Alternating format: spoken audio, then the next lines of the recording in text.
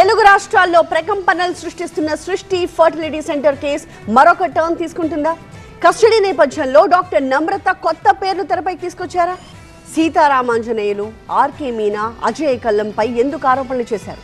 అసలు ఈ ముగ్గురితో నమ్రతకున్న లింక్స్ ఏంటి? హోటల్ మేనేజ్మెంట్లో గ్లోబల్ కెరియర్ ప్లాన్ చేస్తున్నారా? అంతర్జాతీయ చదువు, ఫారెన్ జాబ్ ఛాన్స్ కోసం ఇండియా నంబర్ 1 హోటల్ స్కూల్ IIHMలో జాయిన్ అవ్వండి.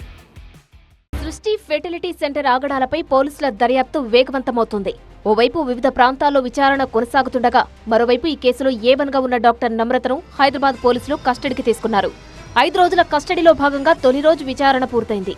హైదరాబాద్ నార్త్ జోన్ డీసీపీ కార్యాలయంలో డాక్టర్ నమ్రతను విచారించిన గోపాలపురం పోలీసులు పలు అంశాలకు సంబంధించి ప్రశ్నించారు. ప్రధానంగా చైల్డ్ ట్రాఫికింగ్, సరోగసిపై ఆరా తీశారు. IVF కోసం వచ్చిన దంపతులను సరోగసి వైపు ఎందుకు మళ్లించారు?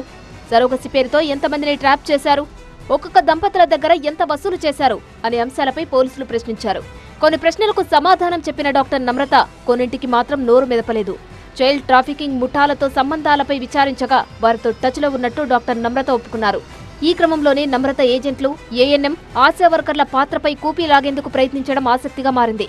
అటు విజయవాడ, వైజాగ్, హైదరాబాద్లలో సృష్టి ఫెర్టిలిటీ సెంటర్ బ్రాంచ్ల వివరాలు సేకరించేందుకు ప్రయత్నించారు. ఇదిలా ఉంటే తొలి రోజు పోలీస్ కస్టడీకి ముందు డాక్టర్ నమ్రత చేసిన కామెంట్స్ కాకరేపుతున్నాయి. సీతారామాంజనేయులు, ఆర్కే మీనాతో పాటు ఏపీ మాజీ CS అజయ్ కల్లం ఈ కేసులు ఇరికించారని కామెంట్స్ చేశారు. తానే తప్పు చేయలేదని చెప్పేందుకు ప్రయత్నించారు. నేను అసలు ఏం చేయలేదు, కాకపోతే వీళ్ళు ఏంటంటే పోలీసులే కోవిడ్ టైంలో కూడా ఆర్కే మీనా, సీతారామాంజనేయులు కలిసి ఇలాగే ఇబ్బంది పెట్టారు. వాళ్ళ భార్యాభర్తల గొడవల్లో ఇది అడాప్షన్ కేసు కాకుండా సరగసి అని పెట్టి ఇబ్బంది పెడుతున్నారు నన్ను. అది లేదు, నేనేం చేయలేదు. నో అలిగేషన్ మాత్రమే. ఇక సృష్టి ఫెర్టిలిటీ సెంటర్ కేసులో విచారణ ఎదుర్కొంటున్న డాక్టర్ నమ్రత ముగ్గురు మాజీ ఉన్నతాధికారుల పేర్లు ప్రస్తావించడం హాట్ టాపిక్ గా మారింది. దాంతో సీతారామాంజనేయులు, ఆర్కే మీనా, ఏపీ మాజీ CS అజయ్ కల్లంతో డాక్టర్ నమ్రతకు ఉన్న లింకులేంటి?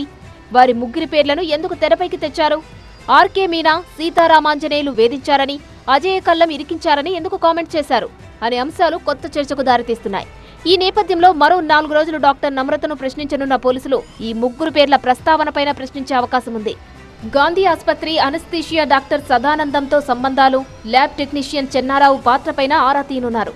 మొత్తంగా డాక్టర్ నమ్రత కస్టడీలో సృష్టి ఫెర్టిలిటీ సెంటర్ ఆగడాలకు సంబంధించి మరింత క్లారిటీ రానుంది.